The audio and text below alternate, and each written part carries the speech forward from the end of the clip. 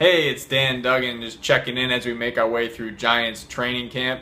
Hard to believe, but the first preseason game is just a week from today when the Miami Dolphins come to MetLife Stadium next Friday.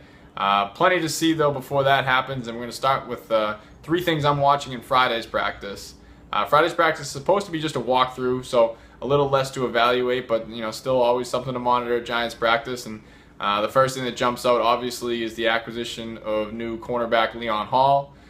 He's going to be suited up on Friday, so it'll be interesting to see, do they throw him out there with the first team nickel defense so he can learn, along with the other starting lineup, or do they bring him along slowly, maybe just have him on the sidelines, getting coached up as he makes, what'll be a fairly big adjustment for a guy who spent 9 years with the Bengals before, signing with the Giants on Thursday. Beyond that, again, with a walkthrough, not the same type of opportunities to evaluate, so I'm going to be looking at more depth chart things.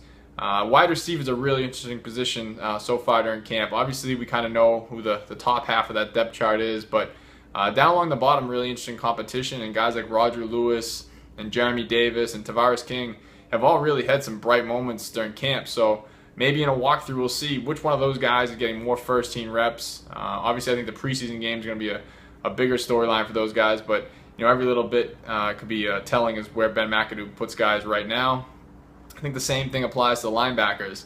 Been a ton of rotation at that position. It's really hard to try and gauge where guys are. You'll see a 7-on-7 with three guys out there, and you say, oh, maybe that's the first team linebackers, and then they come out for an 11-on-11 drill, and it's three totally different guys. So clearly a work in progress. Again, maybe in a walkthrough setting, you see a little more established, oh, that looks like the first team defense. But again, you never know, so that's why we'll show up on Friday, and be sure to report back on NJ.com.